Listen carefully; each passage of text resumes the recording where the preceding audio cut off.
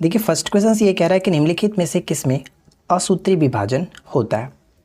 जैसे आपको पता है कि कोशिका विभाजन 3 प्रकार के होता है, एक तो समसूत्री विभाजन, असूत्री विभाजन और एक अर्धसूत्री विभाजन। तो यहाँ पे आपसे पूछा है कि असूत्री विभाजन जो होता है वो किस में होता है। तो ध्यान रखना है कि असूत्री विभाजन केवल एक कोशिकीय जीवों में होता है। तो एक कोशिकीय जीव के अंतर्गत जीवाणु भी आता है, नीलहरित शैवाल भी आता है, अमीबा आते हैं, ईस्ट आते हैं। तो यहाँ पे 1, 2, 3 बिल्कुल सही है, ऑप्शन डी को टिक करेंगे। सेकेंड क्वेश्चन है कि वनस्पति विज्ञान के जनक कौन है। वनस्पति विज्ञान के जनक किसे माना जाता है। तो राइट आंसर हो जाएगा ऑप्शन सी, थियोफ्रेस्टस। ठीक है, Theophrastus option C. Next question की ब्लैक वाटर फीवर निम्न में से किस बीमारी से संबंधित है। ब्लैक वाटर फीवर निम्न में से किस बीमारी से संबंधित है। इस प्रश्न का करेक्ट आंसर क्या होगा, ऑप्शन डी, मलेरिया। ठीक है, ध्यान रखिएगा मलेरिया यहाँ पे करेक्ट होगा। और इसे हम लोग एक और नाम से जानते हैं, ध्यान दीजिएगा कि मलेरिया हीमोग्लोबिनूरिया। ठीक है, हीमोग्लोबिनूरिया के नाम से भी कहा जाता है। और इसके संबंध में जो भी पॉइंट्स आपको पढ़ना है तो आप अच्छे तरीके से यहाँ पे पढ़ करके भी समझ सकते हैं। नेक्स्ट क्वेश्चन कह रहा है कि निम्नलिखित में से क्या नीली हरी शैवाल की विशेषता नहीं है। तो अगर हम पहला पॉइंट्स पढ़े तो वे अपने भोजन के प्रकाश संश्लेषण में समर्थ होते हैं, बिल्कुल सही है। इनमें कोशिका भित्ति नहीं होती, ये पॉइंट्स गलत है क्योंकि इनमें कोशिका भित्ति मौजूद होती है। ठीक है, तो यहाँ पे राइट आंसर हम कह सकते हैं ऑप्शन बी जो कि गलत किया गया, इसकी विशेषता नहीं है। ठीक है, तो हम यहाँ पे ऑप्शन बी को टिक करेंगे। फिलहाल देखिए नेक्स्ट क्वेश्चन क्या कह रहा है कि कमरे में लगा हुआ जो एसी होता है क्या नियंत्रित करता है, यानी कि वातानुकूलक जो होता है वो क्या नियंत्रित करता है। तो कमरे में लगा हुआ एसी आर्द्रता के साथ साथ तापक्रम दोनों को नियंत्रित करता है, ऑप्शन डी करेक्ट होगा। प्रकाश का रंग निश्चित किया जाता है, प्रकाश का रंग निश्चित किया जाता है किसके द्वारा, तो तरंगदैर्घ्य के द्वारा, ऑप्शन सी बिल्कुल करेक्ट आंसर है। जीवाणु की साधारण आकृति क्या होती है। जो बैक्टीरिया होते हैं उनकी साधारण आकृति क्या होती है, छड़ रूपी। ठीक है, छड़ रूपी, ये क्वेश्चन बहुत बार पूछा गया, इसको याद रखिएगा। कुछ मानव रोग आनुवांशिक तौर से नियंत्रित होते हैं, यह सबसे पहले किसने प्रमाणित किया था।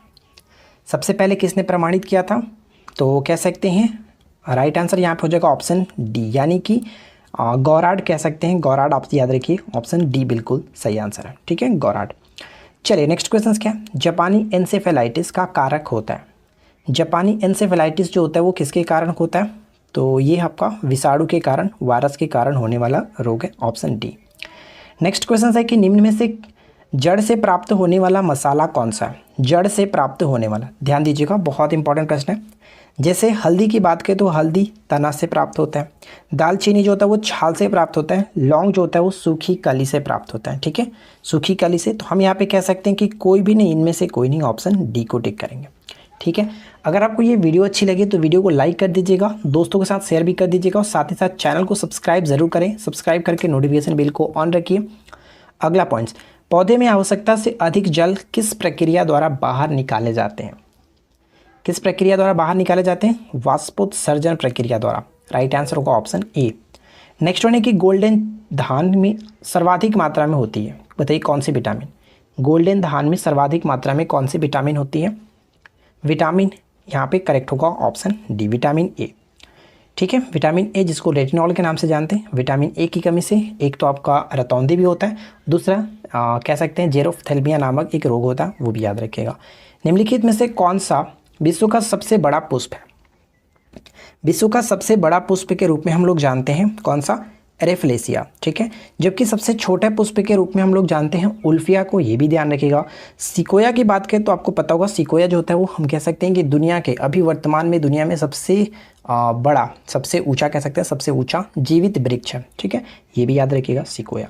केसर मसाला बनाने के लिए पौधे का निम्नलिखित में से कौन सा भाग उपयोग में लाया जाता है। केसर का कौन सा भाग यूज करते हैं हम लोग, तो वर्तिकाग्र जिसको स्टिग्मा कहा जाता है, ऑप्शन डी, वर्तिकाग्र, ऑप्शन डी। टिबिया नामक हड्डी किस में पाई जाती है, बताइए टिबिया नामक हड्डी किस में पाई जाती है। तो इस प्रश्न का करेक्ट आंसर होगा टिबिया नामक हड्डी टांग में पाया जाता है, सी करेक्ट है। अगला क्वेश्चन, निम्न में से किस वैज्ञानिक ने आनुवांशिकता को आनुवांशिकी विज्ञान या फिर आनुवांशिकी नाम दिया था। आनुवांशिकता को आनुवांशिकी विज्ञान या फिर आनुवांशिकी नाम दिया था, कौन थे, डब्ल्यू वेटेसन, ऑप्शन बी बिल्कुल सही है। और ये क्वेश्चन भी बहुत इंपॉर्टेंट है। आनुवांशिकी के जनक के रूप में ग्रेगर मेंडल को जाना जाता है, ये भी याद रखिएगा। पेडोलॉजी में किसका अध्ययन किया जाता है, यहाँ पे पेडोलॉजी होगा, पेडोलॉजी नहीं, पेडोलॉजी में किसका अध्ययन हम लोग करते हैं, तो पेडोलॉजी मिट्टी या फिर भूमि का अध्ययन कह सकते हैं, ऑप्शन डी करेक्ट होगा। चट्टानों के अध्ययन को किस नाम से जानते हैं? चट्टानों का अध्ययन पेट्रोलॉजी, ठीक है। कवक का अध्ययन बताइए, सोचिए, जल्दी से सोच लीजिए। कवक का अध्ययन जो होता है हम कह सकते हैं कवकों का अध्ययन माइकोलॉजी, जबकि शैवालों का अध्ययन फाइकोलॉजी, ठीक है। कवक की कोशिका भित्ति किसकी बनी होती है? ये क्वेश्चन मैं बहुत बार रिपीट कर चुका हूँ। कवक की कोशिका भित्ति काइटिन की बनी होती है, जबकि शैवालों की कोशिका भित्ति सेल्यूलोज की बनी होती है। नेक्स्ट क्वेश्चन कि मनुष्य में अल्फा टॉक्सिन खाद्य विषाक्तान द्वारा समानतः कौन सा अंग प्रभावित होता है? अल्फा टॉक्सिन खाद्य विषाक्तान द्वारा समानतः कौन सा अंग प्रभावित होता है, और वो कह सकते हैं कौन सा अंग होगा? तो ऑप्शंस बी यानी कि यकृत, ठीक है। यकृत मानव शरीर की सबसे बड़ी ग्रंथि है। निम्न कथनों पर विचार कीजिए। यहाँ पे 2 पॉइंट्स लिखे हैं, दोनों को पढ़िए और बताइए कि कौन सा कथन सही है। पहला पॉइंट्स क्या कह रहा है? पहला पॉइंट है कि जीवित कोशिका की खोज सबसे पहले रॉबर्ट हुक ने 1665 ईस्वी में किया था। क्या ये पॉइंट सही है? जी नहीं फ्रेंड्स, ये पॉइंट्स गलत है, क्योंकि आपको पता है कि कोशिका की खोज सबसे पहले रॉबर्ट हुक ने की थी, लेकिन जब इन्होंने रॉबर्ट हुक ने 1665 ईस्वी में जिस कोशिका की खोज की थी वो मृत कोशिका थी, ठीक है, ये ध्यान रखिएगा। लेकिन 1683 ईस्वी में ल्यूमेन हॉक ने सबसे पहले जीवित कोशिका की खोज की, तो ये पॉइंट तो आपका गलत हो गया। सेकेंड पॉइंट है कि जीवाणु की खोज सर्वप्रथम ल्यूमेन हॉक ने किया था, ये पॉइंट्स बिल्कुल सही है। तो हम यहाँ पे कह सकते हैं कि फर्स्ट गलत है, सेकेंड सही है, तो हमें सही कथन बताना था, इस वजह से ऑप्शन बी करेक्ट होगा।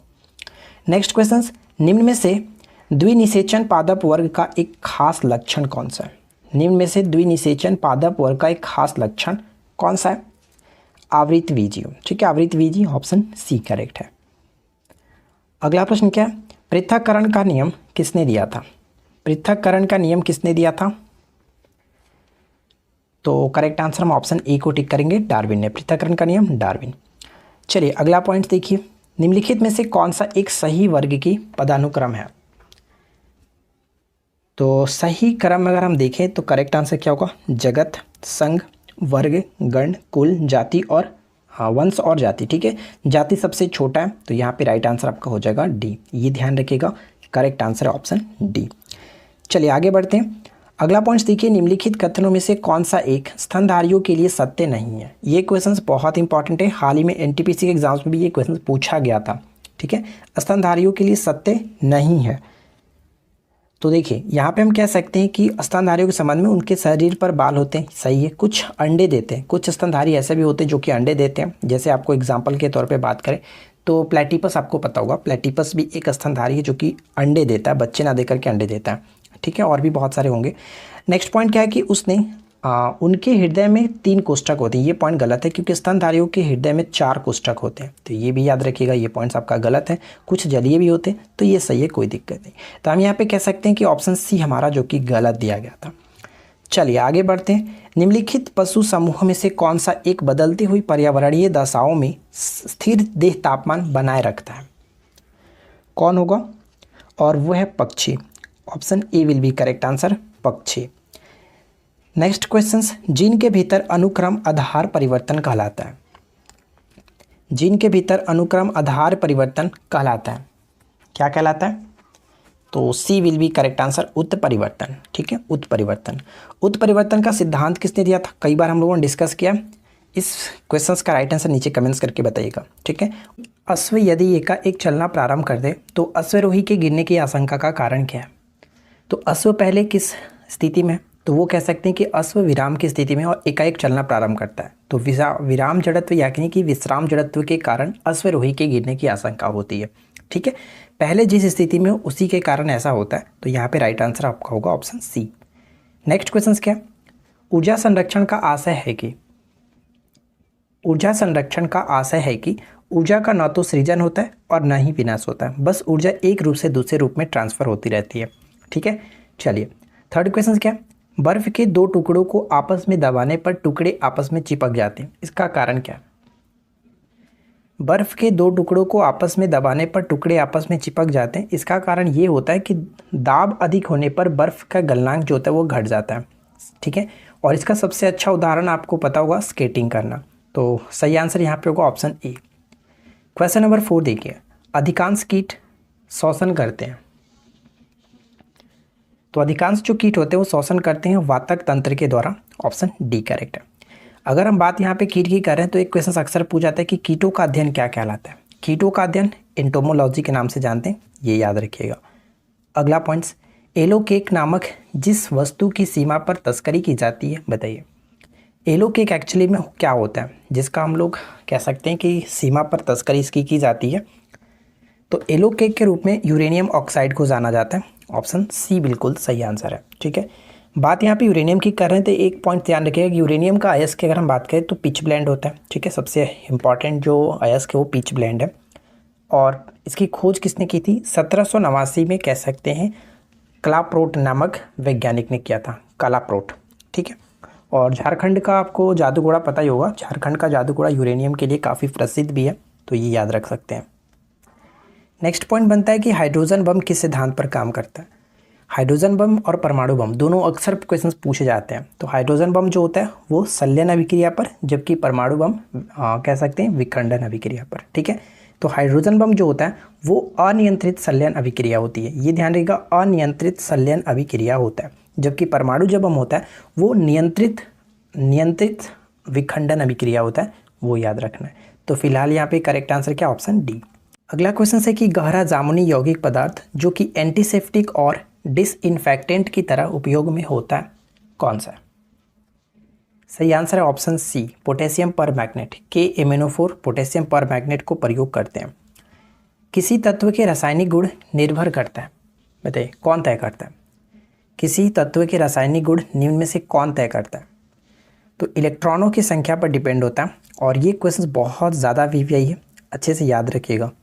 चलिए अगला क्वेश्चन, रुधिर में श्वेत रक्त कणिकाओं की अत्यधिक मात्रा में उपस्थित को रोग विज्ञान की भाषा में क्या कहते हैं? इसको हम लोग एक और नाम से जानते हैं, जैसे आपको पता होगा ल्यूकेमिया। तो ल्यूकेमिया को हम लोग रक्त का कैंसर भी कहते हैं, और इसी को एक और नाम दिया गया श्वेताणु रक्तता। ठीक है, श्वेताणु रक्तता। तो यहाँ पे फिलहाल राइट आंसर आपका हो जाएगा ऑप्शन बी। ठीक है, अक्सर ये क्वेश्चन पूछा जाता है कि रक्त के कैंसर को किस नाम से जाना जाता है? ल्यूकेमिया।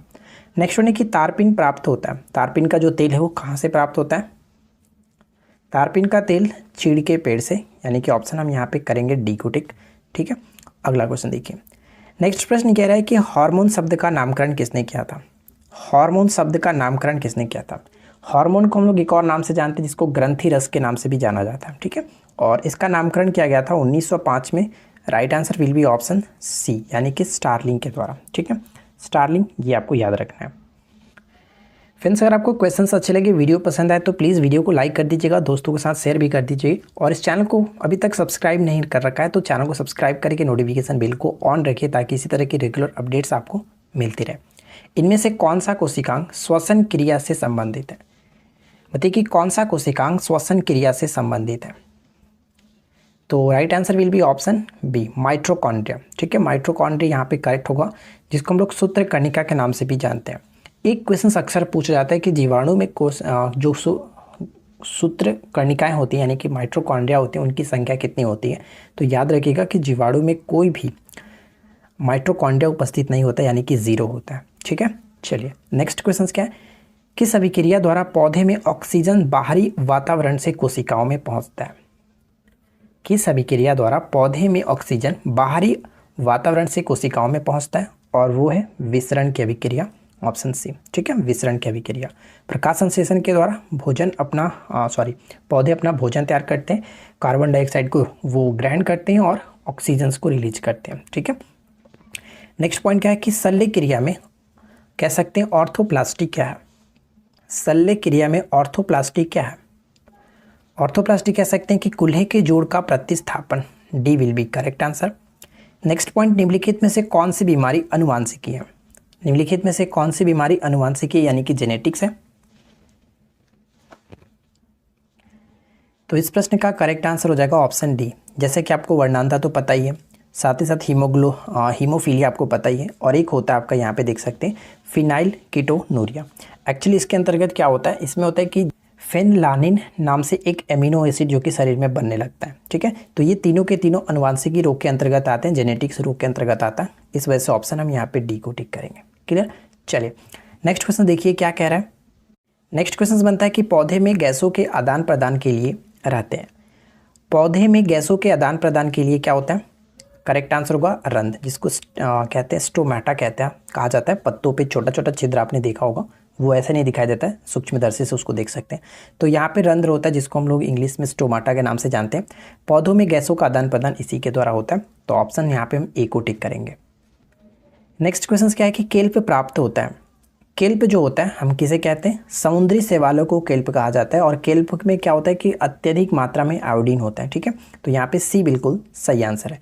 नेक्स्ट वन है कि बीएमडी परीक्षण किया जाता है पहचान करने के लिए। बीएमडी परीक्षण, तो ध्यान दीजिएगा, बीएमडी परीक्षण सबसे पहले बात करें अगर बीएमडी का मतलब क्या होता है, क्योंकि अक्सर ये फुल फॉर्म पूछा जाता है। बीएमडी का मतलब होता है बोन मिनरल डेंसिटी, ठीक है, बोन मिनरल डेंसिटी। इसमें आपका होता है कि हड्डी की मजबूती की जांच के लिए ये किया जाता है। और इसमें एक मशीन होता है जिसको हम लोग डेक्सा मशीन कहा जाता है, ठीक है, डेक्सा मशीन। और इस मशीन से क्या होता है कि हड्डी में मौजूद कैल्शियम और अन्य जो मिनरल्स होती हैं उनकी जानकारी हमें प्राप्त होती है। तो हम यहाँ पे कह सकते हैं कि ऑस्टियोपोरोसिस का जांच, क्योंकि ऑस्टियोपोरोसिस का संबंध हड्डी से होता है। हड्डी अगर कमज़ोर हो जाती है तो उसमें जांच करने के लिए पता किया जाता है कि क्या ऑस्टियोपोरोसिस है या नहीं, ठीक है। तो हड्डी से संबंधित है ऑस्टियोपोरोसिस, यहाँ पे सही आंसर होगा ऑप्शन ए। नेक्स्ट पॉइंट है कि किसी श्रृंखला में प्राथमिक उपभोक्ता कौन होता है। किसी श्रृंखला में प्राथमिक उपभोक्ता, एक होता है उत्पादक, दूसरे होते हैं उपभोक्ता और तीसरे होते हैं अपघटक। तो उत्पादक के बारे में आपको पता ही होगा कि उत्पादक जो होते हैं वो हरे पेड़ पौधे को कहा जाता है, ठीक है। वातावरण में जो भी मौजूद है हरे पेड़ पौधे, उन्हीं को कहा जाता है उत्पादक। लेकिन जो हरे पेड़ पौधों को खाते हैं उन्हें हम लोग उपभोक्ता कहते हैं। जो प्राथमिक उपभोक्ता होंगे वो कौन होंगे, तो डेफिनेटली कह सकते हैं कि हरे पेड़ पौधों को जो खाएंगे वो शाकाहारी ही होंगे। राइट आंसर यहाँ पे हो जाएगा ऑप्शन सी, जैसे कि गाय को कह सकते हैं, ठीक है, गाय हो गई, बकरी हो गई। तो ये सभी के सभी प्राथमिक उपभोक्ता के अंतर्गत आ जाते हैं। और द्वितीय उपभोक्ता के अंतर्गत जैसे मनुष्यों को ले सकते हैं, जैसे कि भेड़ बकरी के मांस जो खाए वो कह सकते हैं द्वितीय उपभोक्ता के अंतर्गत आ सकता है। तो फिलहाल यहाँ पे सही आंसर क्या होगा, शाकाहारी, ठीक है ना। चलिए अगला प्रश्न, निम्न कथनों पर विचार कीजिए। 3 पॉइंट्स दिए गए, तीनों को पढ़िए और बताइए कि उपरोक्त में से कौन सा कथन यहाँ पे सही है। पहला पॉइंट कह रहा है कि मानव शरीर में उरु अस्थि, जिसको हम लोग फीमर के नाम से जानते हैं, आपको पता होगा मानव शरीर की सबसे बड़ी ग्रंथि है, लंबी अस्थि है, जो कि जांघ की हड्डी है। तो बिल्कुल सही है, जिसको उरु अस्थि कहा जाता है। हिंदी में उरु अस्थि, इंग्लिश में फीमर के नाम से जाना जाता है, ठीक है। हैजा रोग जो होता है वो जीवाणु के कारण ही होता है, ये पॉइंट्स भी सही है। तीसरा पॉइंट का एथलीट फूट, एथलीट फूट जो रोग होता है विषाणु के कारण होता है, ये पॉइंट्स गलत है, क्योंकि ये विषाणु के कारण नहीं, ये कवक से होने वाला रोग है, ये ध्यान रखिएगा। तो फर्स्ट और सेकेंड सही है। Right answer will be option A. 1 और 2 को टिक करेंगे। नेक्स्ट वन, मानव शरीर के कौन से अंग में लसिका कोशिकाएं बनती हैं।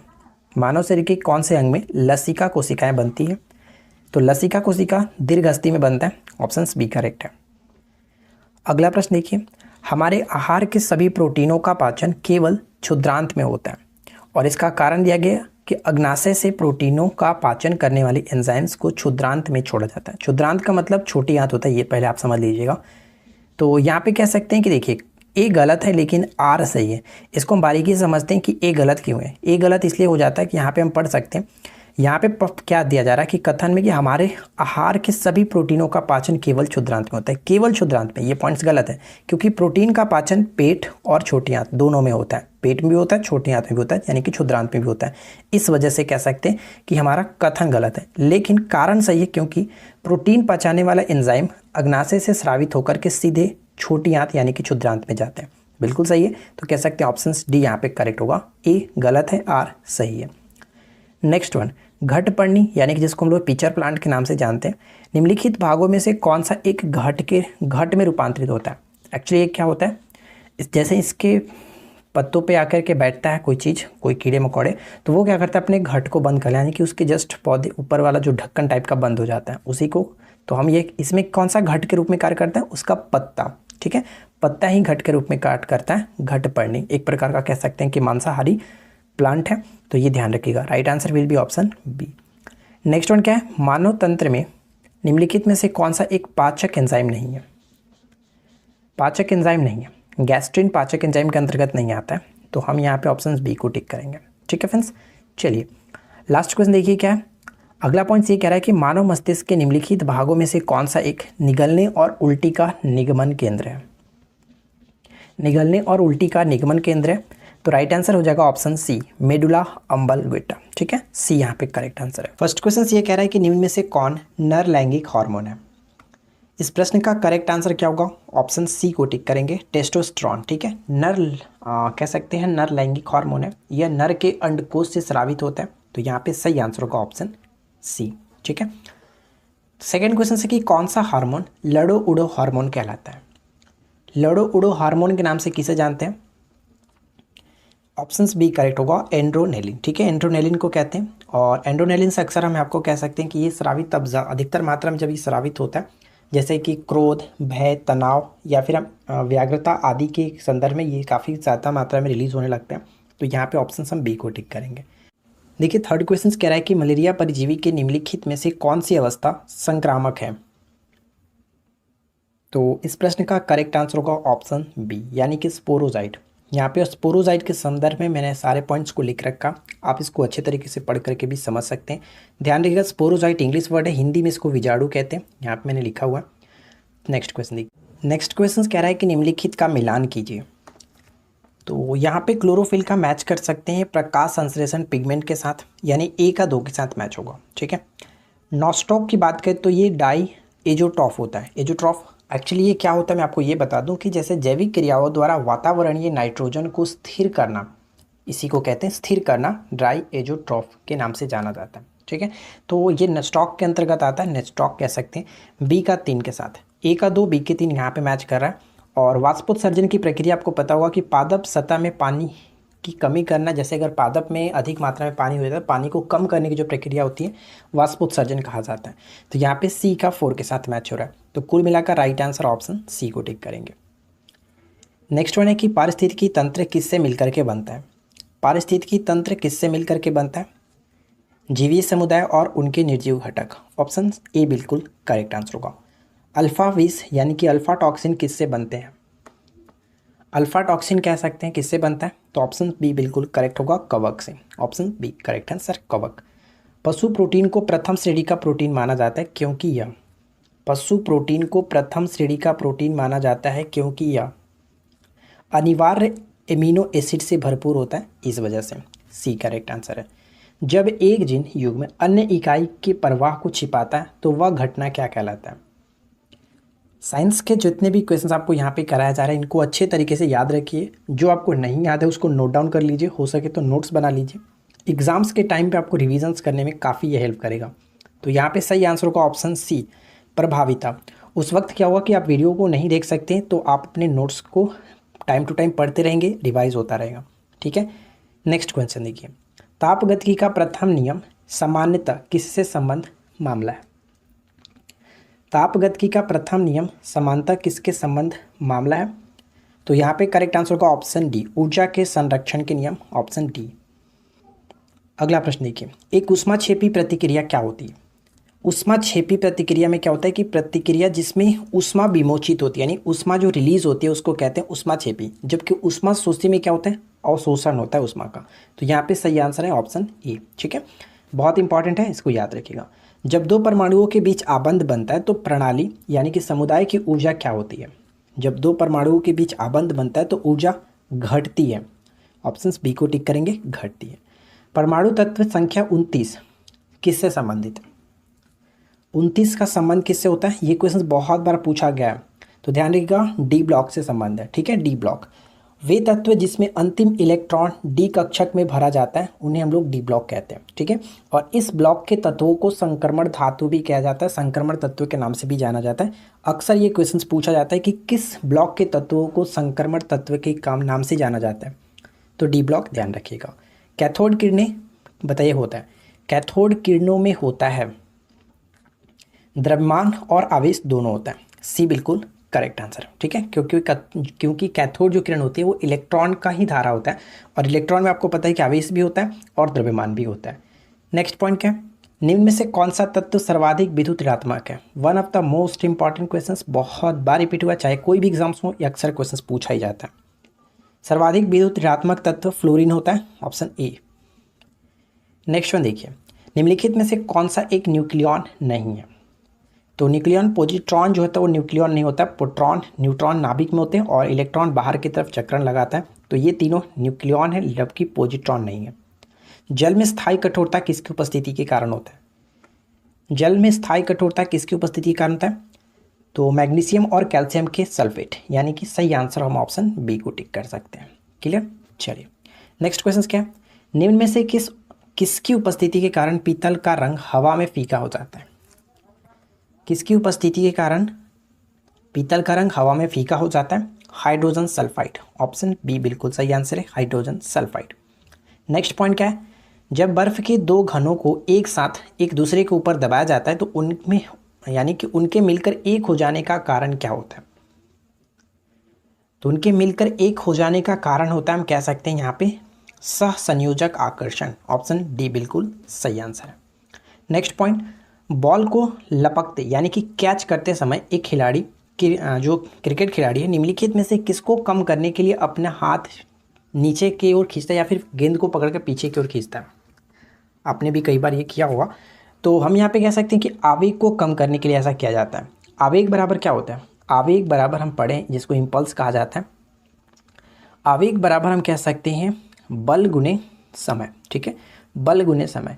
और अगर हम इस जो कि फॉर्मूले को ध्यान दें, इम्पल्स बराबर आई बराबर जिसको हम लोग डिनोट करते हैं कह सकते हैं एन गुने, जो कि एस कह सकते हैं या फिर एन गुने टी कर सकते हैं, चलो टाइम करते हैं टी, ठीक है। यानी कि अगर बल को कम करना पड़ेगा तो समय को ज़्यादा बढ़ाना पड़ेगा। यानी कि जो ये कैच करते समय वो गेंद को पीछे की तरफ खींचता है अपने हाथ को, तो वो क्या करता है कि थोड़ा सा और टाइम देता है, टाइम बढ़ाता है ताकि बल उस पर कम लगे, इसलिए, ठीक है। तो यहाँ पे सही आंसर होगा ऑप्शन सी आवेग। नेक्स्ट क्वेश्चन क्या है, सेल्यूलोसिक भित्ति किसके सेलों में पाई जाती है।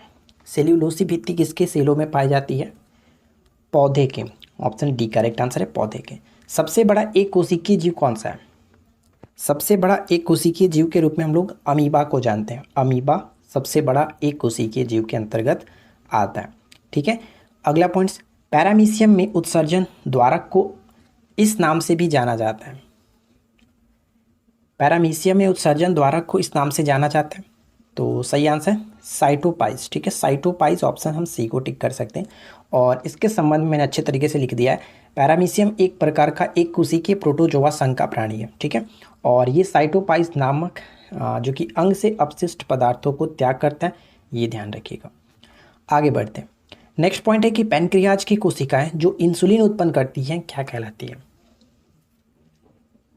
तो यहाँ पे कह सकते हैं कि पैनक्रियाज यानी कि अग्नाशय की जो कोशिकाएं होती है जो इंसुलिन उत्पन्न करता है वो है आइलेट्स ऑफ लैंगरहैस, ठीक है। लैंगरहैस की द्वीपिका से इंसुलिन का स्रावन होता है बीटा कोशिका से। नेक्स्ट वन है कि निम्नलिखित में से कौन सी संख्या इलेक्ट्रॉन की अधिकतम संख्या जो कि एम सेल में मौजूद होती है। और मैं आपको अच्छे तरीके से बता चुका हूँ के एल एम को कैसे हम लोग निकालते हैं, के एल एम एन इस तरह से जो आगे की तरफ बढ़ेंगे किस तरह से निकालते हैं कि एम सेल में कितना होगा, यानी 1 2 3, तीसरे नंबर पे आता है तो 2n² मैंने आपको बताया था, 2n² रखिए, 2n² रखेंगे तो n के जगह पे अगर मैं कितना नंबर पे आ रहा है 3 नंबर पे, तो 3 तिया 9, 9 दूनी की 18, यानी कि सही आंसर होगा आपका 18, ठीक है ना। इस तरह से निकाला जाता है, 2n² के थ्रू से निकाल सकते हैं। नेक्स्ट पॉइंट क्या कह रहा है, और आज के इस वीडियो का आखिरी प्रश्न भी है तो ध्यान से समझिएगा। मनुष्य के शरीर में हृदय को एक बार धड़कने के लिए कितना समय लगता है। तो फिलहाल मैं आपको बता दूं इस प्रश्न का राइट आंसर क्या, 0.8 सेकेंड, ऑप्शन डी। पृथ्वी पर सबसे पुराना जीव कौन सा है। पृथ्वी पर सबसे पुराने जीव के रूप में हम लोग हरित नील शैवाल को मानते हैं, ऑप्शन ए यहाँ पे बिल्कुल सही आंसर हो जाएगा, ठीक है। हरित शैवाल के संदर्भ में अगर हम थोड़ा सा पॉइंट यहाँ पे डिस्कस करना चाहें तो कह सकते हैं कि वायुमंडलीय नाइट्रोजन यौगीकरण कर धान के जो फसल हैं उनको आंशिक मात्रा में नाइट्रोजन को जो कि पूर्ति करता है, ये कह सकते हैं। साथ ही साथ हम ये भी कह सकते हैं कि प्रकाश संश्लेषण से ऊर्जा उत्पादन करते हैं जो हरित नील शैवाल होते हैं। और एक पॉइंट्स में आपको और बता दूं कि जो हरित नील शैवाल होते हैं वो ठीक अमीबा की तरह ही एक कोशिकीय जीव होते हैं, तो ये पॉइंट्स भी याद रखिएगा। सेकेंड क्वेश्चन है कि मेंडल ने अपने वंशागति नियमों को प्रतिपादित करने के लिए जिस जीवधारी का उपयोग किया वह कौन था। तो आपको पता है कि उन्होंने मटर के पौधे पर यह प्रयोग किया था, तो गार्डन पी कह सकते हैं, ऑप्शन सी करेक्ट होगा। और आधुनिक अनुवांशिकी के जनक के रूप में इन्हीं को जाना जाता है, ग्रेगर मेंडल को, ठीक है। मेंडल अनुवांशिकता का सिद्धांत किस पर आधारित है। मेंडल के अनुवांशिकता का सिद्धांत किस पर आधारित है, तो ये आधारित है लैंगिक जनन, सी आंसर बिल्कुल सही आंसर होगा, लैंगिक जनन। नेक्स्ट क्वेश्चन है कि जीवों में अत्यधिक विविधता का कारण क्या होता है। जीवों में अत्यधिक विविधता का कारण क्या होता है। अत्यधिक विविधता का कारण कह सकते हैं उत्परिवर्तन, ठीक है, उत्परिवर्तन। जीवों में अत्यधिक विविधता का कारण उत्परिवर्तन है। जिन्स में होने वाले अचानक परिवर्तन को उत्परिवर्तन कहा जाता है और यह एक स्थायी परिवर्तन है, ठीक है। उत्परिवर्तन का सिद्धांत किसने दिया था? एच.टी. ब्रिज ने दिया था। ये क्वेश्चन हम लोग कई बार डिस्कस कर चुके हैं। फिफ्थ क्वेश्चन ये कह रहा है कि डीएनए में नहीं पाया जाता है। यहाँ पे ध्यान दीजिएगा, डीएनए में नहीं पाया जाता है तो कह सकते हैं यूरेसिल जो होता है वो आरएनए में पाया जाता है, जबकि डीएनए में गुआनिन, एडेनिन और थायमिन के साथ साथ एक और पॉइंट्स होता है जो कि साइटोसिन हम यहाँ पे देख सकते हैं। तो डीएनए में क्या क्या चीज़ होता है? एडेनिन, थायमिन, गुआनिन और साइटोसिन, जबकि आरएनए में कह सकते हैं यूरेसिल होता है, ठीक है, यूरेसिल। तो यहाँ पे सी आंसर बिल्कुल सही था कि डीएनए में नहीं होता है, यूरेसिल आरएनए में होता है। इसको याद रखने के लिए छोटा सा मैंने एक तरीका बनाया, एथाई गुस्सा है, एथाई गुस्सा है, ठीक है। आप पूछ रहे हो जैसे ताई को आप थाई कह रहे हो, यहाँ पर ए थाई गुस्सा है, इस तरह से कह सकते हैं, पूछ सकते हैं ए थाई गुस्सा है। ए का मतलब एडिनिन, थाई का मतलब थायमिन कह सकते हैं, गु का मतलब गुआनिन और सा का मतलब साइटोसिन। देखिए ये छोटा सा ट्रिक जो होता है वो आपको बस थोड़ा सा याद रखने के लिए होता है कि अगर आपको थोड़ा सा बहुत भी याद है ना, आप आसानी से एग्जाम्स में टिक कर सकते हो, इसलिए इसको याद किया जाता है। बाकी तो आपको जैसे याद रखना याद रख ही सकते हैं। अगला पॉइंट है कि अति चालक के संदर्भ में निम्नलिखित कथनों पर विचार कीजिए। अति चालक के संदर्भ में निम्नलिखित कथन पर विचार करें तो पहला पॉइंट है कि अति चालकता किसी चालक पदार्थ के प्रतिरोध से संबंधित है। बिल्कुल सही कि निम्न प्रतिरोध पर अति चालकता जो होता है आपको पता हुआ, ठीक है। और सेकंड पॉइंट क्या है कि इसकी खोज जो की गई थी, अति चालकता की खोज की गई थी 1911 में कैमरलिन ओन्स के द्वारा की गई थी, ये भी बिल्कुल सही है। तो दोनों के दोनों पॉइंट्स यहाँ पे सही होने की वजह से सी को टिक कर सकते हैं। आगे देखिए, हीरा विद्युत प्रवाहित नहीं करता, इसका कारण क्या है? हीरा विद्युत का प्रवाहित नहीं करता, इसका कारण ये होता है कि इसमें कोई स्वतंत्र इलेक्ट्रॉन नहीं होता है। मुक्त इलेक्ट्रॉन नहीं होने की वजह से हीरा में विद्युत का चालन नहीं होता है। चार्ल्स डार्विन जो है, इनकी पुस्तक द ओरिजिन ऑफ स्पीसीज का प्रकाशन कब हुआ था? कब प्रकाशित हुआ था द ओरिजिन ऑफ स्पीसीज? इस पुस्तक का प्रकाशन 1859 में किया गया था। ऑप्शन डी को टिक करेंगे। नेक्स्ट क्वेश्चन देखिए क्या, जो कि काफ़ी अच्छा प्रश्न है। ग्लूकेगॉन हार्मोन्स, ठीक है, ग्लूकेगॉन हार्मोन्स निम्नलिखित में से कहाँ से स्रावित होता है? तो मैं आपको बता दूं, जो अग्नाशय है जिसको हम लोग पेनक्रियाज के नाम से जानते हैं, इसके अल्फा कोशिका से ये ग्लूकेगॉन हार्मोन्स, साथ ही साथ बीटा कोशिका से इंसुलिन और गामा कोशिका से होता है, ध्यान रखिएगा, सोमैटोस्टेटिन, ठीक है। एक बार फिर से बताता हूँ, अल्फा कोशिका से ग्लूकेगॉन हार्मोन्स, बीटा कोशिका से इंसुलिन होता है और गामा कोशिका जो हम इसको कह सकते हैं सोमैटोस्टेटिन नामक हार्मोन रिलीज होता है। तो ये बहुत इंपॉर्टेंट प्रश्न है, इसको अच्छे से याद रखिएगा। और अग्नाशय कह सकते हैं कि मानव शरीर की दूसरी सबसे बड़ी ग्रंथि मानी जाती है, क्योंकि सबसे बड़ी ग्रंथि यकृत होता है और दूसरी सबसे बड़ी ग्रंथि मानी जाती है। फ्रेंड्स, अगर आपको वीडियो थोड़ा सा ही पसंद आए, अच्छा लगे तो प्लीज़ लाइक ज़रूर करें और दोस्तों के साथ शेयर भी कर दीजिएगा। और चैनल को सब्सक्राइब नहीं किया तो करके रखिए, नोटिफिकेशन बेल को ऑन कर लीजिए। कौन सा कोशिकांग प्रोटीन संश्लेषण में प्रमुख भूमिका निभाता है? कौन सा कोशिकांग प्रोटीन संश्लेषण में मुख्य भूमिका निभाता है? तो इस प्रश्न का राइट आंसर हो जाएगा ऑप्शन बी, यानी कि कह सकते हैं इंडोप्लाज्मिक रेटिकुलम एवं राइबोसोम। अक्सर क्वेश्चन में आपको राइबोसोम ही देखने को मिलता है, प्रोटीन संश्लेषण राइबोसोम, ठीक है। तो बी यहाँ पे बिल्कुल सही आंसर है। नेक्स्ट वन है कि प्लाज्मा झिल्ली बनी होती है। प्लाज्मा झिल्ली बनी होती है, तो करेक्ट आंसर क्या होगा? प्लाज्मा झिल्ली प्रोटीन और लिपिड दोनों की, तो राइट आंसर ऑप्शन डी को टिक करेंगे, ए और बी दोनों। नेक्स्ट क्वेश्चन से कि जीन बने होते हैं, जीन बने होते हैं तो कह सकते हैं polynucleotide, option D will be correct answer. अगला पॉइंट, निम्नलिखित में से कौन सा नियम किसी वायु के तापमान और आयतन के बीच सीधा संबंध प्रदर्शित करता है? तापमान और आयतन के बीच सीधा संबंध स्थापित करता है कौन? तो यहाँ पे सही आंसर हमारा हो जाएगा चार्ल्स का नियम, ठीक है, चार्ल्स का नियम।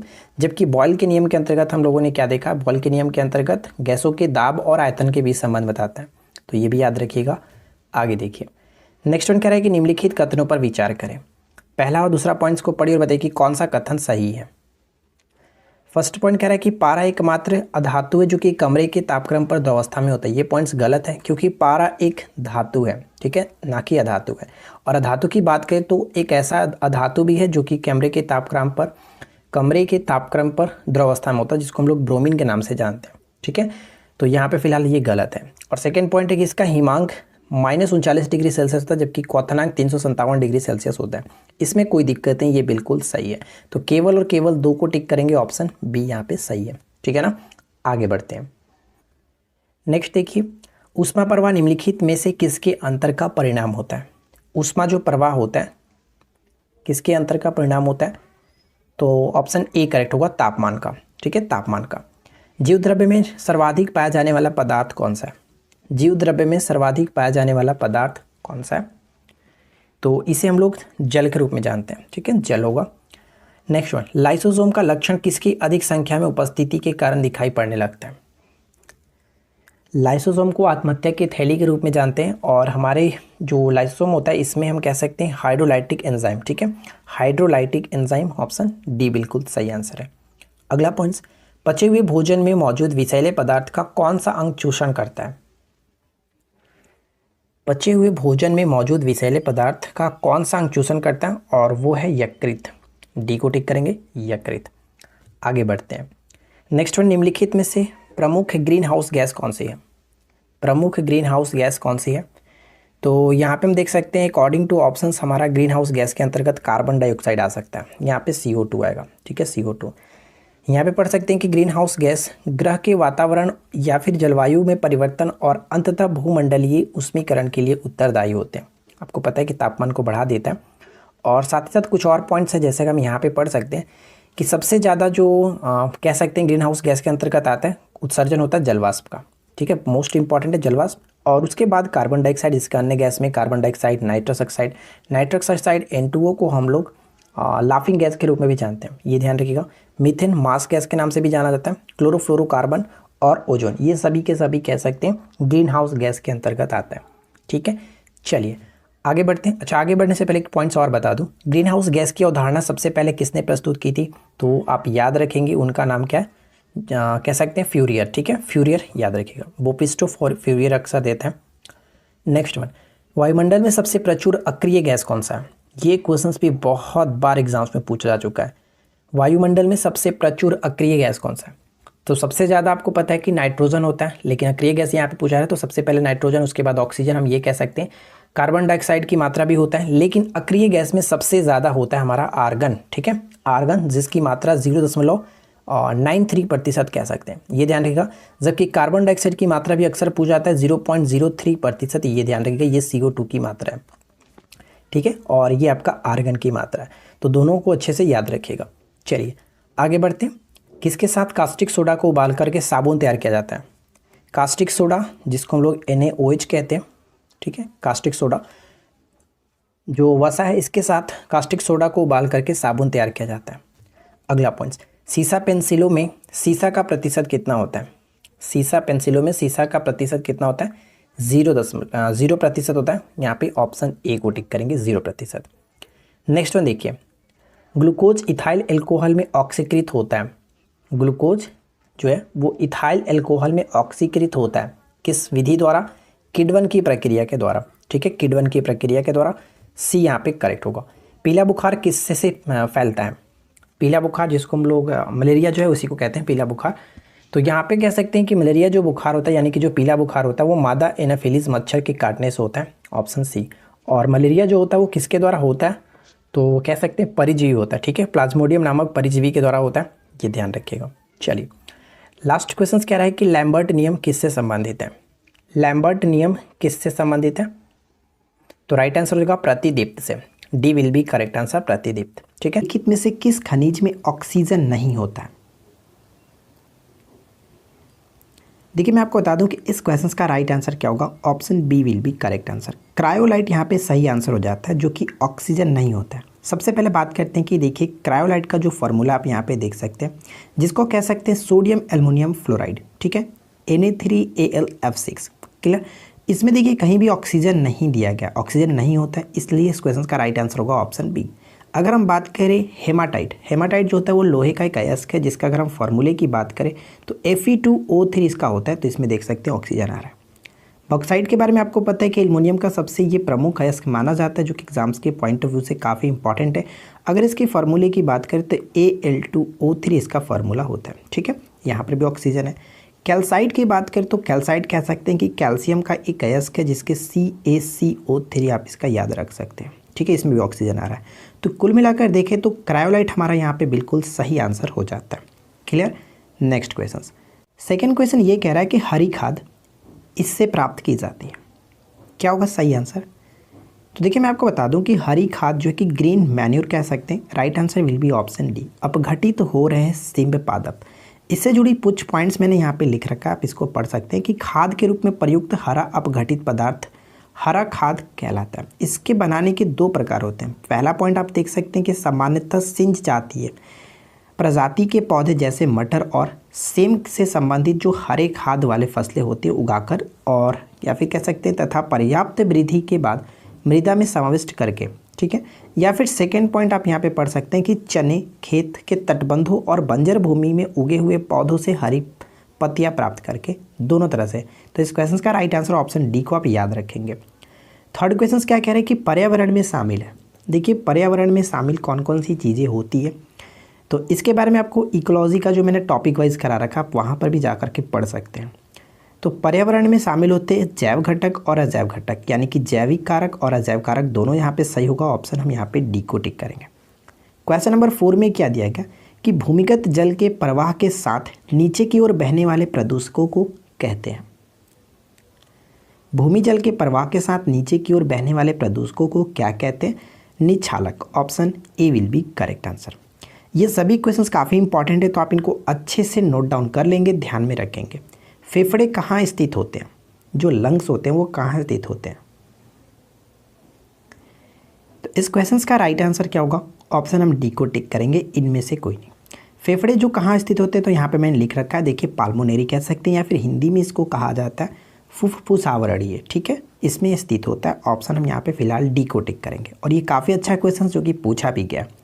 क्वेश्चन नंबर 6 में दिया गया कि किस में युग्म कोदवीद को प्रोथैलस कहते हैं। देखिए सही आंसर क्या होगा? Right answer will be option A pteridophyta. Option A को टिक करेंगे, टेरिडोफाइटा। 7 क्वेश्चन दिया गया कि बहुभ्रूणता का सर्वोत्तम उदाहरण बताइए। बहुभ्रूणता का सर्वोत्तम उदाहरण क्या है? तो देखिए सबसे पहले बात करते हैं कि बहुभ्रूणता होता है क्या। तो मैं आपको बता दूं कि जब बीज में बहुत से भ्रूण होते हैं और बहुत से पौधे को पैदा करते हैं, उन्हें ही कहा जाता है बहुभ्रूणता, ठीक है। अगर हम यहाँ पे ऑप्शंस देखें तो करेक्ट आंसर हमारा होगा सिट्रस, ठीक है। सिट्रस कह सकते हैं कि नींबू वंश का एक पादप वंश है जो कि रुटेसी कुल के संबंधित होता है। डायरेक्ट क्वेश्चन पूछ जाता है कि नींबू जो है वो किस कुल से संबंधित है, तो ध्यान रखेंगे रुटेसी कुल से संबंधित है, ठीक है। अच्छा ये तो हो गया नींबू यानी कि सिट्रस जो कुल के आते हैं, सिट्रस जो है ये तो आते हैं बहुभ्रूणता के अंतर्गत। और भी कुछ पॉइंट्स हैं जैसे कि आम में भी बहुभ्रूणता का उदाहरण माना जाता है आम को। और इस तरह एक और होता है जो कि लोकाटा कहा जाता है, ठीक है। लोकाटा के बीज में भी जो कि बहुभ्रूणता होता है, इस तरह से याद रखेंगे, ठीक है। लोकाटा याद रखेंगे और आम याद रखेंगे। चलिए आगे की तरफ बढ़ते हैं। नेक्स्ट क्वेश्चन ये कह रहा है कि सभी अम्लों के लिए समान तत्व है। क्या होगा राइट आंसर? सभी अम्लों के लिए समान तत्व है, तो करेक्ट आंसर होगा हाइड्रोजन। अब इसको थोड़ा सा एग्जांपल के थ्रू आप समझने की कोशिश करेंगे। जैसे मैंने कहा कि सभी अम्लों में, तो चलिए हम अम्लों को उठाते हैं। सबसे अच्छा अम्ल उठाते हैं, देखिए HCl हाइड्रोक्लोरिक अम्ल, इसमें हाइड्रोजन है। और एक और आप उठाते हैं जैसे कि HNO3, आपको पता है नाइट्रिक अम्ल होता है, इसमें भी हाइड्रोजन है। एक और उठाते हैं जो कि काफ़ी फेमस है H2SO4 सल्फ्यूरिक एसिड, इसमें भी देखिए हाइड्रोजन आ रहा है, ठीक है। तो इस तरह से कह सकते हैं कि सभी अम्लों के लिए जो सामान्य तत्व होता है वो हाइड्रोजन होता है। ऑप्शन डी करेक्ट होगा। नेक्स्ट प्रश्न की में क्या दिया गया कि जीवन को किसी भी रूप में धारित करने वाला स्थान क्या कहलाता है? जीवन को किसी भी रूप में धारित करने वाला जो स्थान होता है उसको हम क्या कहते हैं? तो सही आंसर क्या होगा? Right answer will be option C, यानी कि जीवमंडल। ऑप्शन सी को टिक करेंगे, जीवमंडल। नेक्स्ट क्वेश्चन, अगला प्रश्न बनता है कि राइजोबियम किसका एक प्रकार है? One of the most important question कि राइजोबियम क्या है। इससे कुछ क्वेश्चंस भी बन सकते हैं, जैसे मैं आपको बताऊंगा। सबसे पहले बात करते हैं, देखिए कि राइजोबियम जो है किसका एक प्रकार है, तो सहजीवी जीवाणु, ठीक है, बैक्टीरिया का, ठीक है। एक क्वेश्चन डायरेक्ट ऐसे पूछ सकता है कि राइजोबियम क्या है, ठीक है। ऑप्शंस में आपको रहेगा जैसे कि जीवाणु रहेगा, वायरस रह सकता है, कवक, शैवाल, इस तरह से रह सकता है। तो वहाँ पे आपको जीवाणु को टिक करना है, ठीक है, जीवाणु सही होगा। और ये क्या करते हैं, तो मैं आपको बता दूं कि एक भूमि का जीवाणु होता है जो कि नाइट्रोजन का यौगीकरण करता है, ठीक है। क्वेश्चन डायरेक्ट पूछ जाता है कि नाइट्रोजन का यौगीकरण कौन करता है, तो राइजोबियम ही करता है, ठीक है ना। चलिए अगला प्रश्न देखिए। नेक्स्ट क्वेश्चन कह रहा है कि सूर्य से पृथ्वी का जो प्राप्त ऊष्मा होता है उसको हम क्या कहते हैं? सूर्य से पृथ्वी को प्राप्त ऊष्मा को क्या कहते हैं? इस क्वेश्चन में थोड़ा सा आपको समझना होगा क्या है इस क्वेश्चन का मतलब क्या है। देखिए, इस क्वेश्चन का मतलब ये कह रहा है कि सूर्य से पृथ्वी को जो प्राप्त ऊष्मा होती है उसको हम क्या कहते हैं। तो राइट आंसर यहाँ पे हम आतपन को टिक करेंगे। कभी कभी आतपन ना लिख करके सूर्य ताप लिख देगा, अगर ये दोनों ना लिखे तो वहाँ पर इंसोलेशन भी लिख सकता है। इंसोलेशन, मैं आपको स्पेलिंग लिख देता हूँ, इंसोलेशन, ठीक है, इंसोलेशन भी लिख सकता है। तो ये चीज़ आप ध्यान में रखेंगे। क्लियर। अब बात करते हैं, देखिए सौर विकिरण में, और इसमें थोड़ा सा कंफ्यूज हो सकता है किसी कोई लोग जो कि सौर विकिरण को भी टिक कर सकते हैं। तो मैं आपको बता दूं कि सौर जो विकिरण है वो एक प्रकार का जो कि विद्युत चुंबकीय विकिरण होता है, और ये एक प्रकार का ऊर्जा होता है, ठीक है, ऊर्जा होता है। मैं आपको कह सकता हूँ कि एक प्रकार की ऊर्जा है जो कि सूर्य से जो कि ऊर्जा पृथ्वी पर आ रहा होता है उसी को कहा जाता है सौर विकिरण। और आपको पता है कि जो हमारा पृथ्वी है, वो पृथ्वी हमारा जो गर्म होता है वो सूर्य के जो किस माध्यम से गर्म होता है, ये क्वेश्चन पूछा जाता है। तो ये विकिरण माध्यम से ही गर्म होता है। तो ये पॉइंट्स जो कि छोटी छोटी पॉइंट्स आपको अच्छे से समझनी होगी, ध्यान में रखेंगे, ठीक है। फिलहाल इस क्वेश्चन का राइट आंसर आपका ऑप्शन ए होगा, आतपन कहते हैं। नेक्स्ट क्वेश्चन देखिए, निम्न में से कौन सा सबसे सशक्त स्कंदन है। सबसे सशक्त स्कंदन है कोगुलेंट, जिसको कहा जाता है स्ट्रॉन्गेस्ट कोगुलेंट। सही आंसर क्या होगा? Right answer will be option C, aluminium chloride. Option C को टिक करेंगे, ध्यान रखेंगे। नेक्स्ट क्वेश्चन, अगला प्रश्न बनता है कि पानी में लटके हुए कोलाइडी कण किस प्रक्रिया से हटाए जा सकते हैं। पानी में लटके हुए कोलाइडी कण किस प्रक्रिया से हटाए जा सकते हैं? सही आंसर क्या है? स्कंदन। ऑप्शन डी को टिक करेंगे, ठीक है, ऑप्शन डी बिल्कुल सही आंसर हो जाता है। अगला प्रश्न में देखिए दिया क्या गया कि वह गुण कौन सा है जो कि प्रकाश तरंग में दिखता है पर ध्वनि तरंग में नहीं दिखता है। प्रकाश तरंग में तो दिखता है लेकिन ध्वनि तरंग में नहीं दिखता है, और वो जो गुण है वो है ध्रुवण। ऑप्शन हम बी को टिक करेंगे, ध्रुवण। क्लियर। नेक्स्ट क्वेश्चन ये कह रहा है कि निम्नलिखित में से किसको हृदय का प्रारंभिक पेसमेकर कहा जाता है। हृदय का प्रारंभिक पेसमेकर कहा जाता है किसे? तो राइट आंसर क्या होगा? करेक्ट आंसर ऑप्शन डी को टिक करेंगे, एस ए नोड, ठीक है, एस ए नोड।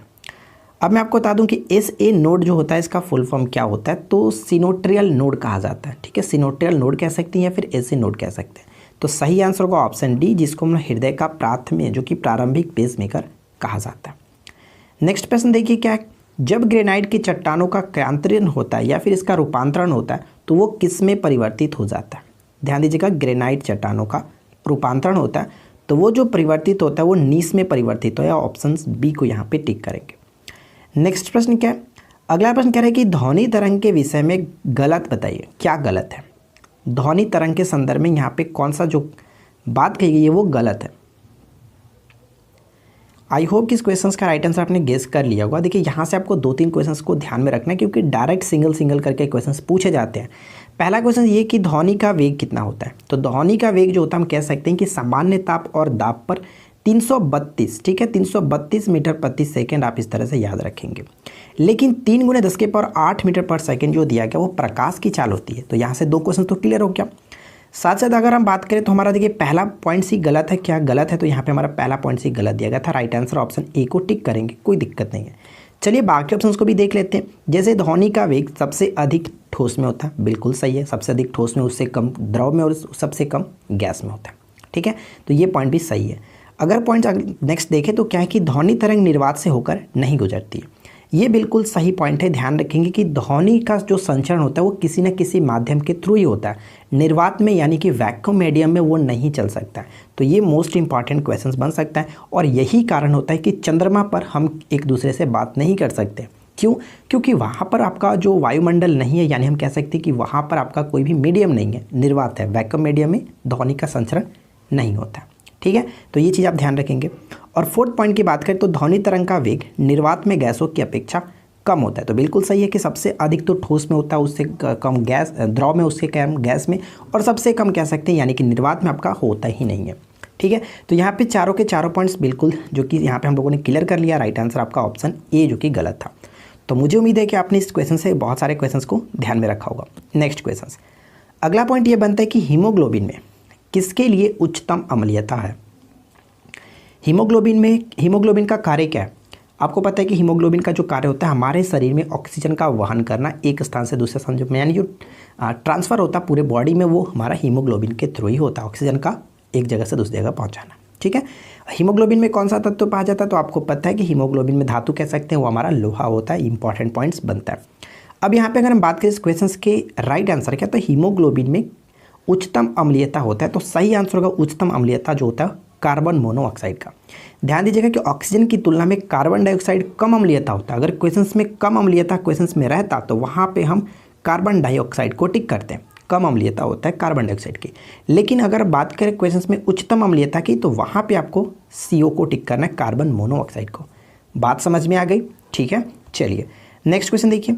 अगला प्रश्न ये कह रहा है कि तंतु आहार में शामिल है। बताइए कि तंतु आहार में शामिल है।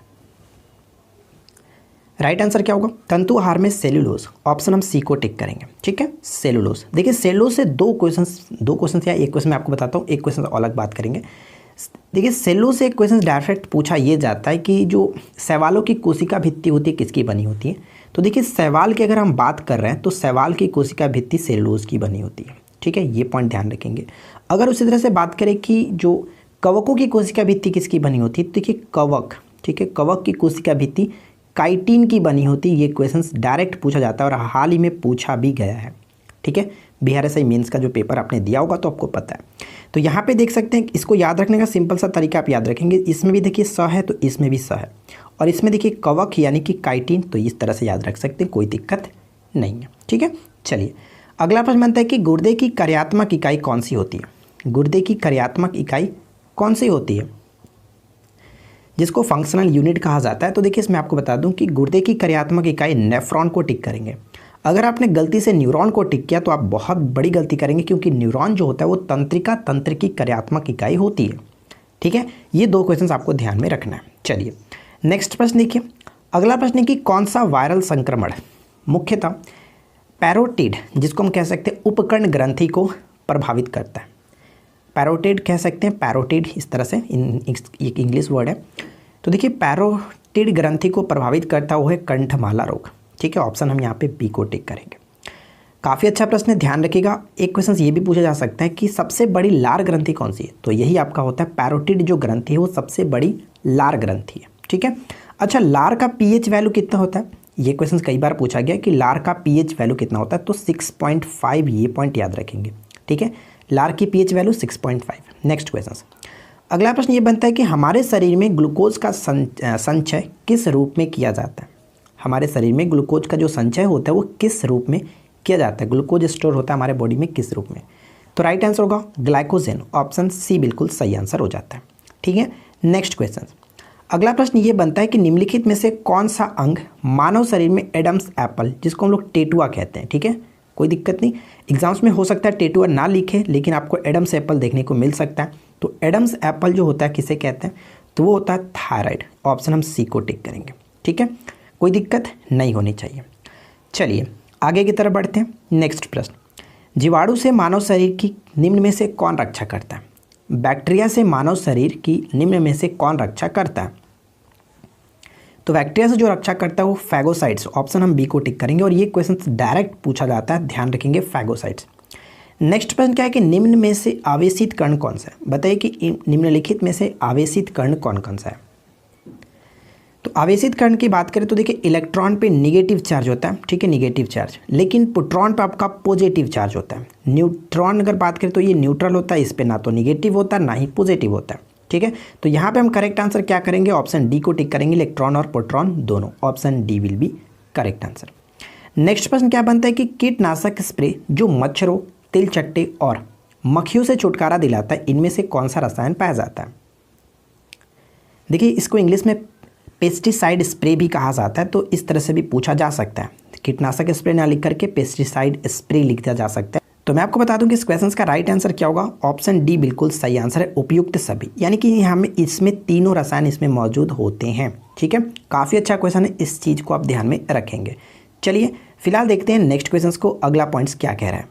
अगर आपको हमारी ये वीडियो अच्छी लग रही हो तो प्लीज़ वीडियो को एक लाइक ज़रूर कर दीजिएगा, क्योंकि लाइक करने में आप बहुत कंजूसी करते हो, जो कि मुझे बिल्कुल अच्छा नहीं लगता है। तो प्लीज़ यार आप लोग लाइक किया करो, अपने दोस्तों के साथ शेयर किया करो। ठीक है, अगला प्रश्न ये कह रहा है कि निम्नलिखित में से कौन सा एक सुरक्षात्मक खाद्य पदार्थ के रूप में जाना जाता है। सुरक्षात्मक खाद्य पदार्थ के रूप में जाना जाता है जो कि विटामिन। ऑप्शन हम सी को टिक करेंगे, option C will be correct answer.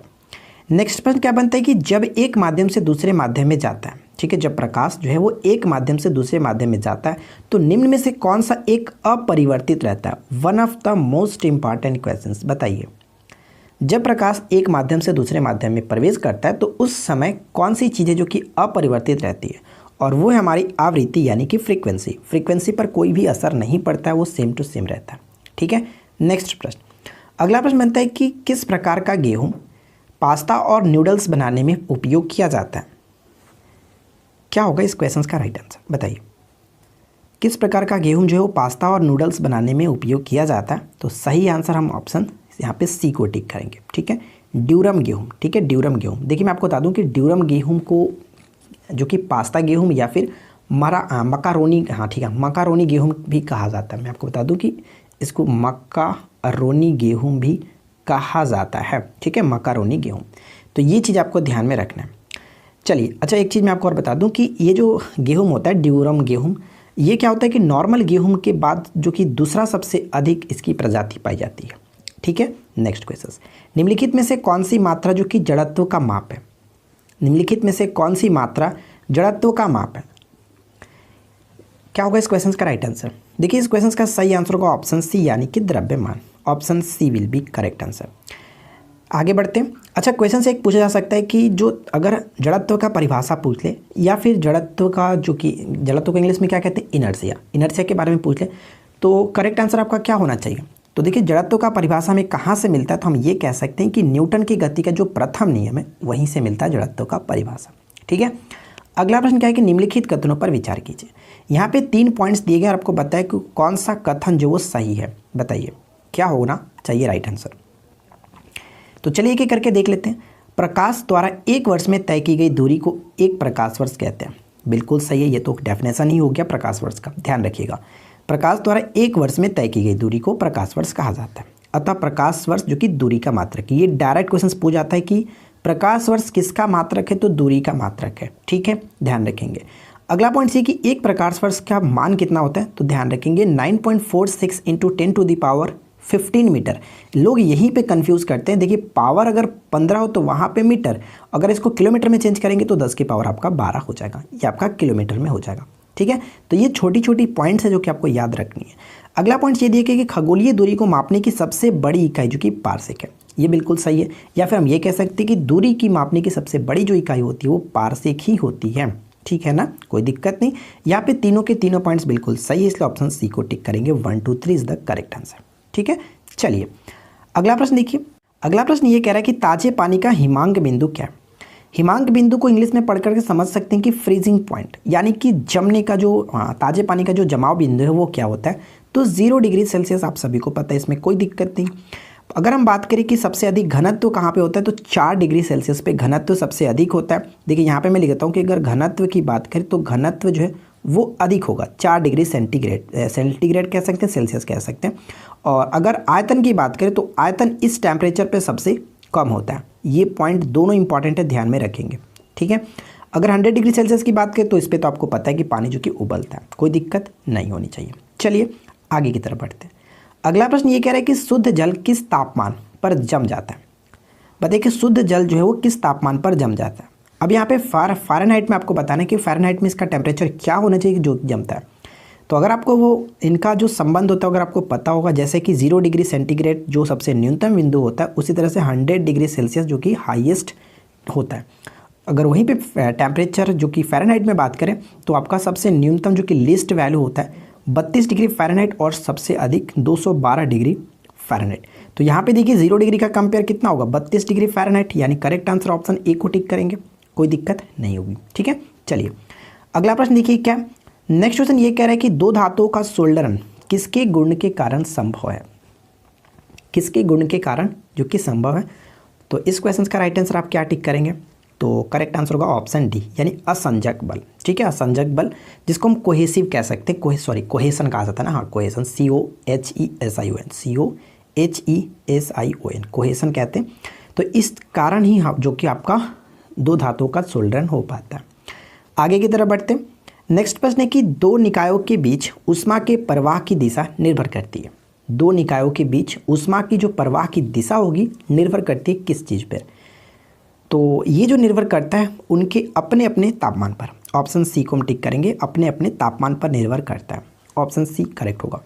देखिए मैं आपको बता दूं कि अगर आप साइंस के 700 जो हमारा MCQ था, अगर आपने उसको परचेज़ नहीं किया है तो आप मात्र 10 रुपये में 700 प्लस क्वेश्चंस को जो कि परचेज कर सकते हो और बिल्कुल एग्जाम्स के ओरिएंटेड क्वेश्चंस यहाँ पे दिए गए। नीचे आपको लिंक मिल जाएगा, आप वहाँ से जा करके 10 रुपये परचेज में कर सकते हैं 700 प्लस MCQ, ठीक है, जो कि एग्जाम्स के चाहे आप किसी भी गवर्नमेंट एग्जाम्स की प्रिपरेशन कर रहे हो वो सभी एग्जाम्स के लिए इंपॉर्टेंट होगा 700 प्लस क्वेश्चंस, ठीक है। चलिए फिलहाल देखते हैं इस क्वेश्चन का राइट आंसर क्या होगा कि प्लांक नियतांक की यूनिट क्या होगा, इकाई क्या होगा। तो देखिए मैं आपको बता दूं कि प्लांक नियतांक का जो यूनिट होता है वो जूल जो कि सेकंड होता है, जूल सेकंड। ऑप्शन ए को टिक करेंगे। कभी कभी क्वेश्चन ये पूछ लिया जाता है कि जो प्लांक नियतांक है इसको हम लोग डिनोट किससे करते हैं, तो एच से डिनोट किया जाता है, ठीक है, स्मॉल एच से। नेक्स्ट क्वेश्चन, अगला प्रश्न बनता है कि कृष्णिका विकिरण उच्चतम अवस्था तक पहुंचने पर तरंग दैर्घ्य कैसा होता है। कृष्णिका की बात करें तो ये आपका ब्लैक बॉडी को ही कहा जाता है, ठीक है, ब्लैक बॉडी।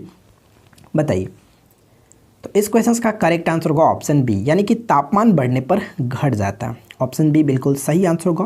कहने का मतलब ये हुआ कि कृष्णिका विकिरण यानी कि ब्लैक बॉडी जो है विकिरण उच्चतम अवस्था तक पहुंचने पर तरंग दैर्घ्य कैसा होता है, तो तापमान बढ़ने पर घट जाता है। मैं आपको समझाता हूँ। कृष्णिका का तापमान बढ़ने पर विकिरण उच्चतम अवस्था तक होगा, लेकिन उसकी जो तरंग दैर्घ्य होती है वो घट जाती है। अगर यदि तापमान घटता है तो उसका तरंग दैर्घ्य बढ़ जाता है, दोनों इसका जस्ट अपोजिट होता है, ठीक है। तो ये चीज़ आप ध्यान में रखेंगे। अगला प्रश्न देखिए क्या, नेक्स्ट क्वेश्चन ये कह रहा है कि एक ऊष्माक्षेपी प्रतिक्रिया क्या होती है। बताइए कि एक ऊष्माक्षेपी प्रतिक्रिया क्या होती है, जिसको हम लोग एक्सोथर्मिक रिएक्शन कह सकते हैं। कि ऊष्माक्षेपी में क्या होता है, जो कि ऊष्मा जो है वो बाहर निकलती है, यानी कि प्रतिक्रिया जिसमें ऊष्मा विमोचित होता है। ऑप्शन हम ए को टिक करेंगे, ठीक है। और ऊष्मा शोषी की बात करते हैं तो वहाँ पे अवशोषण हो जाता है ऊष्मा का। नेक्स्ट प्रश्न देखिए, अगला प्रश्न ये कि तापगतिकी का प्रथम नियम सामान्यतः किससे संबंध मामला है।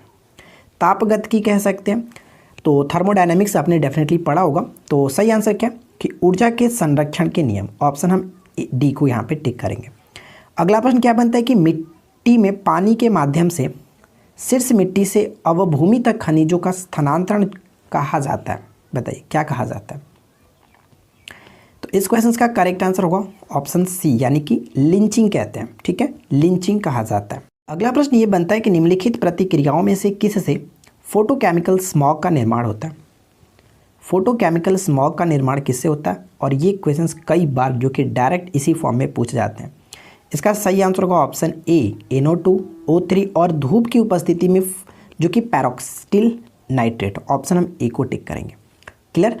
नेक्स्ट क्वेश्चन, अगला प्रश्न ये बनता है कि ओजोन परत की मोटाई जो कि डबसन यूनिट में मापा जाता है। डायरेक्ट क्वेश्चन पूछा जाता है कि ओजोन परत की मोटाई किस में मापा जाता है, तो डबसन यूनिट में मापा जाता है। लेकिन क्वेश्चन में थोड़ा सा अलग किया गया कि मानक तापमान और दबाव में एक डबसन यूनिट को कितनी मोटाई के रूप में परिभाषित किया गया। बताइए एक डबसन जो यूनिट होता है उसका मतलब कितना मोटाई होता है, तो इसका मतलब होता है 0.01 mm, ठीक है। Option A will be correct answer. Next question देखिए, अगला प्रश्न ये बनता है कि कोशिका में निम्न में से किसको पाचन थैली कहा जाता है। कोशिका में निम्न में से किसको पाचन थैली कहा जाता है, क्या होगा सही आंसर। तो करेक्ट आंसर क्या होगा, right answer will be option D, lysosome, ठीक है। लाइसोसोम जिसको आत्महत्या की थैली के नाम से भी जाना जाता है, ध्यान रखेंगे। और माइटोकॉन्ड्रिया जो होता है उसको कोशिका का पावर हाउस भी कहते हैं, ठीक है। नेक्स्ट क्वेश्चन, कौन सा नियम या फिर सिद्धांत बताता है कि जब किसी वस्तु को किसी तरल में पूर्ण या फिर आंशिक रूप से डुबोया जाता है तो वह ऊपर की दिशा में एक वस्तु के भार के बराबर होता है। बताइए तो इस क्वेश्चन का राइट आंसर क्या, ऑप्शन सी, आर्किमिडीज का सिद्धांत, ठीक है। आर्किमिडीज का सिद्धांत बिल्कुल सही आंसर होगा। नेक्स्ट प्रश्न क्या बनता है कि अवरक्त विकिरण की माप निम्नलिखित में से किस उपकरण द्वारा की जाती है। बताइए कि अवरक्त जो विकिरण होता है, और आपको पता है कि अवरक्त विकिरण एक प्रकार का उष्मीय विकिरण होता है, यानी कि जिस वस्तु पर यह पड़ता है उसका ताप को ये बढ़ा देता है। अवरक्त विकिरण की जो माप की जाती है किस उपकरण से की जाती है, तो right answer will be option D, bolometer से की जाती है। लेकिन मैं आपको बताता हूँ इन सभी के बारे में, जैसे ध्यान में आपको रखना है। जैसे फोनोग्राफ की बात करें तो देखिए फोनोग्राफ अगर आपको ना समझ में आए तो हम इसको सिंपल सी भाषा में कह सकते हैं कि ग्रामोफोन या फिर रिकॉर्ड प्लेयर, ठीक है। प्लेयर जो रिकॉर्डिंग प्लेयर होता है उसको कह सकते हैं। आपको पता है कि ग्रामोफोन का आविष्कार किसने किया था? Thomas Alva Edison. ये क्वेश्चन डायरेक्ट पूछा जाता है तो ध्यान रखेंगे, यानी ग्रामोफोन को ही यहाँ पे फोनोग्राफ कहा जाता है, ठीक है, कोई दिक्कत नहीं। अगला पॉइंट, नेक्स्ट पॉइंट यहाँ पे दिया कि पायरेलियोमीटर। देखिए एक होता है पायरोमीटर और एक होता है पायरेलियोमीटर, दोनों में बहुत फर्क है। पायरोमीटर जो होता है वो उच्च तापमान कह सकते हैं या फिर विकिरणीय तापमान को मापा जाता है, लेकिन अगर हम यहाँ पे बात करें पायरेलियोमीटर तो इसमें क्या होता है कि सोलर रेडिएशन को मापा जाता है। सिर्फ और सिर्फ कह सकते हैं कि जो सूर्य का जो रेडिएशन होता है, विकिरण होता है, उसी को मापा जाता है, ठीक है। इस चीज़ को ध्यान में रखेंगे। अगर हम बात करें कैथेटोमीटर तो कैथेटोमीटर के थ्रू क्या होता है कि ऊर्ध्वाधर दूरी को मापा जाता है, मापने के लिए प्रयुक्त किया जाता है। तो इन सभी पॉइंट्स को ध्यान में रखिएगा। अगला प्रश्न ये बनता है कि अस्केरियन प्रभाव का संबंध विज्ञान के किस कार्यात्मक क्षेत्र से है? बताइए कि अस्केरियन प्रभाव क्या होगा सही आंसर? तो मैं आपको बता दूं कि अस्केरियन प्रभाव का संबंध जो भौतिकी से संबंधित है, option B will be correct answer, ठीक है। नेक्स्ट क्वेश्चन, अगला प्रश्न ये कह रहा है कि चिरोरटेरोफिली का अर्थ क्या है? बताइए कि चिरोरटेरोफिली का अर्थ क्या होता है? तो देखिए मैं आपको बता दूं कि चिरोरटेरोफिली का जो अर्थ होता है वो होता है कि चमगादड़ों से परागण को कहते हैं। ऑप्शन सी बिल्कुल सही आंसर होगा, ध्यान रखेंगे। एक क्वेश्चन जो कि बहुत बार पूछा जाता है कि हवा से परागण को क्या कहते हैं? हवा से होने वाले परागण को एनीमोफिली कहा जाता है, ये पॉइंट ध्यान रखेंगे, ठीक है। नेक्स्ट प्रश्न, नेक्स्ट क्वेश्चन ये कह रहा है कि एक कूली 5 किलोग्राम का एक वस्तु अपने सिर पर लेकर के रेलवे प्लेटफॉर्म पर खड़ा है, ध्यान दीजिएगा खड़ा है, उसके द्वारा किया गया कार्य कितना होगा? बहुत अच्छा प्रश्न है।